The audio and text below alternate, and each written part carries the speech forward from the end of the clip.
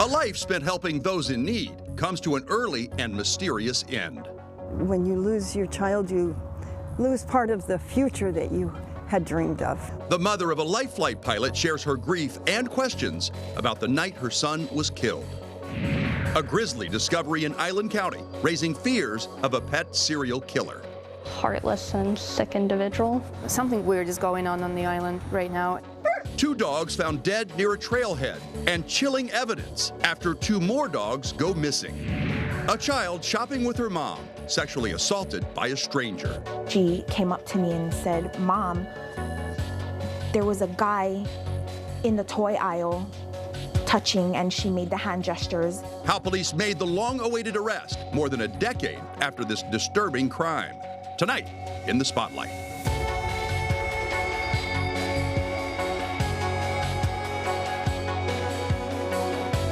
The Spotlight brought to you by Beacon Plumbing. It's been just over a year since a deadly hit and run in Kitsap County, and the victim's family is desperate for answers. Troopers don't know how Robert Rathvon ended up on the off-ramp where he was killed in Paulsbo, but believe he may have gotten lost walking back to his hotel. Good evening, I'm David Rose, and thank you for joining us for the Spotlight. Troopers say they know Robert was alive at 12:21 a.m. His cell phone went dead at 1:04 a.m. His body found along the shoulder of the northbound exit ramp of Finn Hill Road to Highway 3 on December 9th. He had just finished a 7-day rotation working as a life flight pilot. Robert was a UW graduate. He spent 8 years working as a pilot in Indonesia, flying in and out some of the most remote landing strips on the planet. It was a life full of adventure, cut short just a couple of weeks before Christmas last year. The Spotlight's Lauren Donovan met with Robert's mom at his gravesite as the family marks 1 year of painful questions. There's a perpetual sadness and emptiness without Rob. What happened to this proud pilot, this adventurer of Indiana Jones proportions, this first responder airlifting folks in need, who 1 year ago was left for dead on the Highway 3 exit ramp outside of Paulsbo? We're very grateful for the 35 years that we had with him. But we're also very sad that we don't get to enjoy his future as he moved forward in life. And I think that's one of the hardest things as parents is when you lose your child, you lose part of the future that you had dreamed of. We don't know exactly what happened that evening. It's been months since Catherine Rathvon's son Robert was laid to rest here at Holyrood. Months since family and friends frantically canvassed the region, posting his face on ferry routes and on the front doors of local businesses, including the last establishment he visited in downtown Paulsbo hours before his death. So that was a very intense time period trying to get through that because we hadn't had time to grieve. To help those like herself struggling to navigate this somber milestone, the Rathvon family crafted these challenge coins. And it has many different symbols of Rob's life. Certainly an airplane and a Renaissance man and yin yang. We know that Rob would want us to forgive the person that hit him. And we have dug deep to forgive that. That being said, we would love for that person or persons to come forward. Troopers first on scene report finding fog light fragments near his body. The family says whoever struck their son threw him 40 feet. Investigators think the vehicle that hit and killed Robert must have suffered considerable damage, saying someone out there knows exactly what happened on December 9th between midnight and 6 a.m. Whoever was involved in the situation must be feeling angst and guilt. And I would imagine that they would want to come forward. So it's not just healing on our parts. I think it's also healing on their parts. For the Spotlight, I'm Lauren Donovan. Rathvon's family and Crime Stoppers of Puget Sound are offering a combined cash reward of $26,000 for information that leads to an arrest and a charge filed in this case. If you have any information on the driver who hit him or where to find the vehicle, submit an anonymous tip through the P3 Tips app on your cell phone or call 1-800-222-TIPS. The father of a murdered student at Garfield High School is doing everything he can to keep his son's memory alive. Amarr Murphy-Paine was shot and killed 6 months ago on campus when he tried to break up a fight. no arrest has been made in the case, and Seattle police are asking for the public's help to ID the shooter. Amarr's father has started a fundraiser ahead of his son's 18th birthday on December 30th. Donations will be used to establish Amarr's Heart Foundation to distribute blankets and hygiene kits to people experiencing homelessness. We need fearlessness, boldness, braveness, true people of God, and what you believe in as your God, as your higher power, because it's all good. So we need to make what's good out of something that was bad for a kid that was doing good, if that makes sense. If you'd like to donate, the fund is called Remembering Amarr with Acts of Kindness. You can find the link on our website, fox13seattle.com. Investigators in Island County are hoping for tips to find whoever is responsible for brutally killing two family dogs on Whidbey Island. Beretta and Kimber escaped their yard on November 19th. Their bodies were later found stacked on top of each other near a trailhead in Duguala State Park. Other dog owners in the area have reported their pets have also disappeared. This is a photo of Kia and Kyra, who have not been seen since November 22nd. The Spotlight's Jennifer Dowling spoke with the dog's owners, who are worried there is a serial pet killer on the loose. This one was for our dogs. This was before we knew that they weren't alive, we were offering a reward. The holidays are a bit quieter in the Smelter house without the voices of two very important members of the family. Kimber. Jenna Smeltzer says Kimber was the protective one. She was just so full of life and just so excited for every day. Beretta, the softer side of the pair. Are you a tired Bubbas? Known for loving children and other pets. Big, gentle giant, 90 pounds, but wouldn't harm a fly. The two dogs were best friends, so it wasn't unusual that on November 19th, they got out of the yard together. A neighbor last seeing them around 3:30 near Dyke and Jones Road. I got home from work around 4 and started searching for them.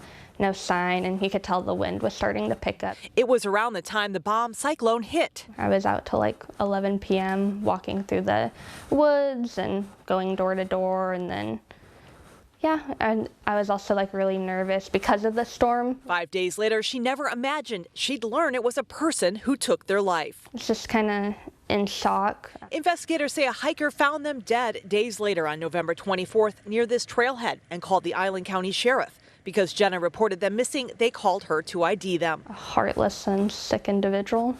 Seeing them like that too, just like stacked on top of one another in the tall grass was just devastating, heartbreaking. Beretta's neck was slashed and Kimber had blunt force head injuries in addition to other wounds. Their collars were removed. Just awful, because they're so like lovable and such sweet dogs, and they didn't deserve to have their life end the way they did. Neighbor Zarina Cole is also sick with worry after her dogs disappeared on November 22nd.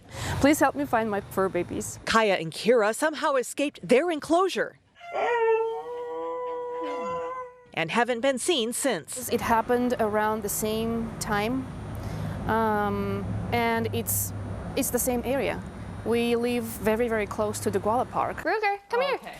Come here. Jenna's finding some comfort in Ruger, a puppy her mom found abandoned 2 months prior. But nothing will replace Beretta and Kimber. I would like them found just so prevent it from happening to other families or even to these sweet huskies. Right now, it's not clear if these cases are connected, but the sheriff's office is investigating. Something weird is going on the island right now, and just keep your dogs as close to your house, yourself, as much as possible. For the Spotlight, I'm Jennifer Dowling. A $5,000 reward is being offered for tips that lead to an arrest and prosecution of the person or persons who killed the dogs. The Island County Sheriff's Office, Waif Animal Shelter, and Posado Safe Haven are all asking anyone with information to come forward. You can send an anonymous tip to the email on your screen or by calling Island County's non-emergency number at 360-679-9567. Well, Edmonds police are hoping you can identify the suspect in a bank robbery. It happened on December 6th at a bank near Pacific Highway and 212th Street Southwest. Police say the suspect is described as an Asian woman. Her age is unknown. During the robbery, investigators say she implied she had a weapon and then left on foot. If you recognize her or know anything about this bank robbery, Edmonds police ask that you call 911 and ask to speak with an officer. A suspect is finally facing charges more than a decade after a young girl was sexually assaulted at a Dollar Tree store in Kent. He was booked into the King County Jail last month, but Kent police say the breakthrough came back in August. Now, this is a case I worked relentlessly on for 2 years to try to get a tip to identify that suspect. That's why I have the video of him inside the store. I struck out, but thankfully Kent police never gave up. The Spotlight's Nia Wong tells us how this investigation turned its attention to a man living in Texas. A simple trip to this dollar store in Kent spiraled into a horrific case of child sex abuse for Tracy Dawong and her 6-year-old daughter. She came up to me and said, "Mom, there was a guy in the toy aisle touching," and she made the hand gestures. We spoke with her not long after her daughter was assaulted in 2013. Fast forward 11 years, Nicholas Hargrave, the man accused of the crime, was brought before a judge. This man should not be allowed to remain free in society with his criminal history. Any child is a target. He is not stopped. The victim's family, speaking through a legal advocate, shared how their lives forever changed when Hargrave, shown here on surveillance footage, allegedly sexually assaulted the little girl in the toy aisle as her mother was at the cash register. He walked into that store that day in 2013 and openly touched himself and ejaculated on our daughter. Investigators discovered Hargrave was stationed at JBLM in 2013, the same year the assault happened in Kent. For years, his identity remained unknown until his DNA popped up recently in the national database after he was convicted for a sex crime against a child in Texas. Sole provider, he was desperate to get back and provide for his family. As an attorney argued, Hargrave had changed. The victim's family was not convinced. We also learned that he is a registered sex offender in the state of Texas, and as recently as 2022, he was convicted of possession of child pornography with another arrest. Hargrave pleaded not guilty to child molestation in the first degree. Though the victim's family requested Hargrave not be offered bail, the judge decided to set bail at $100,000. For the Spotlight, I'm Nia Wong. Well, Hargrave has been ordered to not contact the victim or her family and to not leave the state without permission from the court.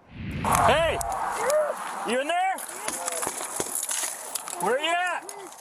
A high-speed police chase leads to a high adrenaline rescue along I-90 after a stolen car flips over and bursts into flames. This happened late last month, and now the King County Sheriff's Office is sharing the video with us. Spotlight's Dave Detling has the exclusive footage of a deputy bravely fighting those flames to rescue a convicted felon.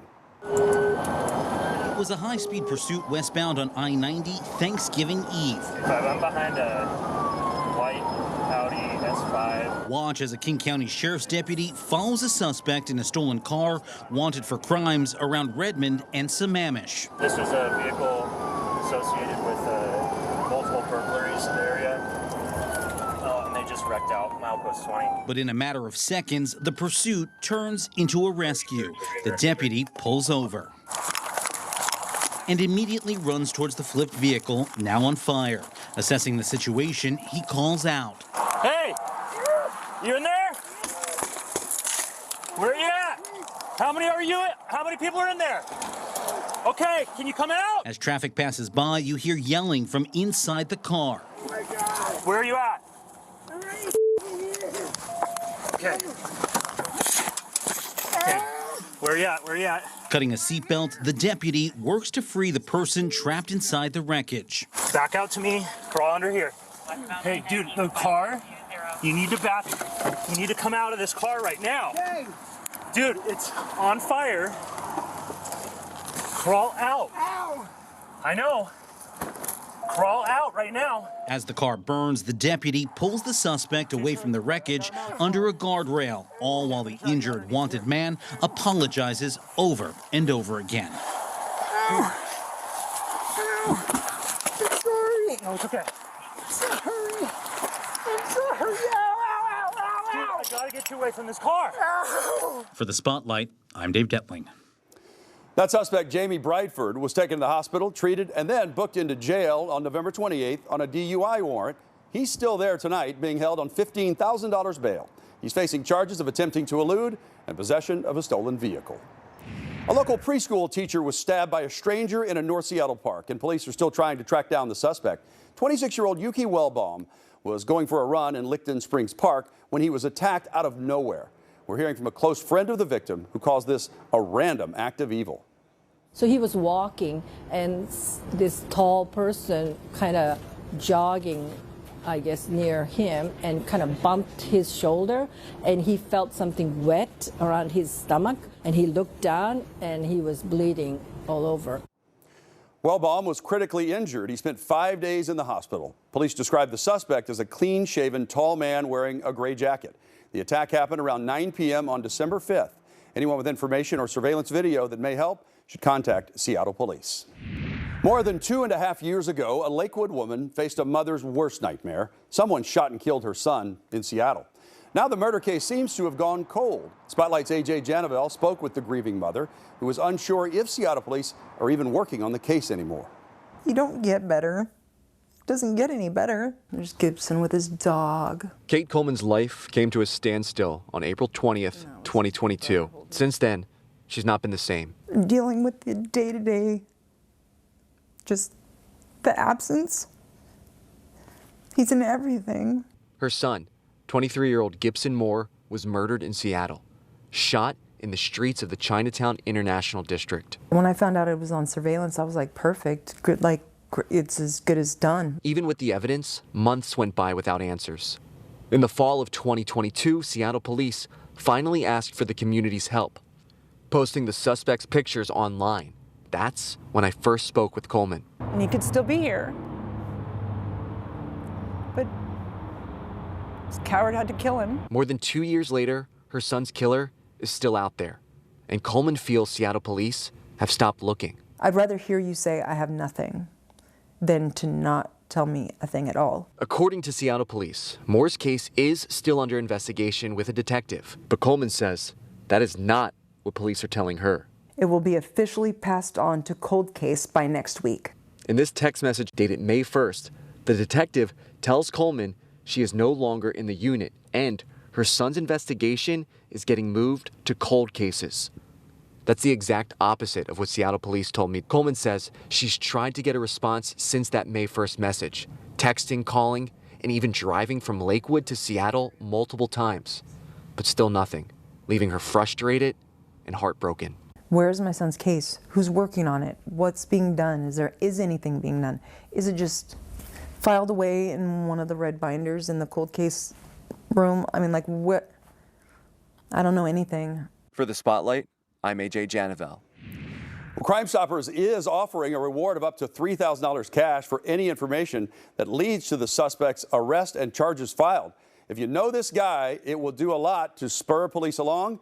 Please submit a tip through the P3 Tips app or call 1-800-222-TIPS.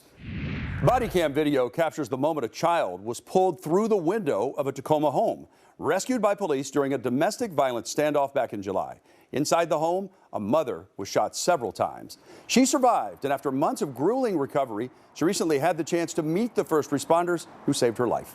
As the Spotlight's Frankie Thompson shows us, she surprised her rescuers by walking out of her wheelchair to say thank you. Over these past months, I have been fighting the hardest battle of my life. Remembering those officers and what they did for us on July 21st has given me the strength to keep going. Strength that powers her every step to meet the people who saved her life. Selena Loretto survived a domestic violence shooting at the hands of her ex-partner, the father of her 3 children. On that fateful morning, she says her ex entered her Tacoma home and refused to leave while her kids were sleeping. I remember the gun in his hand, and he told me he just wanted to talk.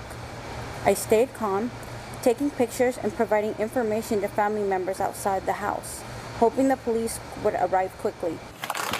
Loretto alerted her neighbor and stepfather, which allowed her kids to get out of the home to a safe space and rescued by Tacoma police. They successfully removed the bars on a window, safely evacuating Selena's 3 children, the family dog, and a 4th child from a neighboring family. But for 4 hours, Loretto was trapped inside the house with her ex, who officials say was likely having a mental health breakdown. Crisis negotiators doing all they could to talk him out of the dangerous situation, but it was too late. Loretto's ex shot her several times before taking his own life. I remember the sound of the gun. Next, I remember seeing the eyes of a SWAT officer as he entered my house. I remember his steady voice as he assessed my injuries. I can still feel the moment I was carried out of the house, his voice echoing in my mind, keeping me in the fight to survive. You're doing amazing, and I love you more than anything. She underwent 5 surgeries, including the installation of a cranial plate to save her life. You got this, baby girl. Countless hours of rehab in and out of her wheelchair, learning how to walk again. It's amazing seeing her walking again. Her path to recovery may be long, but with strength, she's taking her journey one step at a time, and she has these first responders to thank for that. I will never forget any of your guys' faces or voices. To be able to say thank you is everything for me. For the Spotlight, I'm Frankie Thompson. Tacoma police officers, TPD, SWAT team, and members of the Pierce County Sheriff's Department all had a critical role in saving the lives of Laredo and her children. And I'll add my thank you for a job well done. That does it for us tonight on the Spotlight. Until next week, I'm David Rose. Stay safe.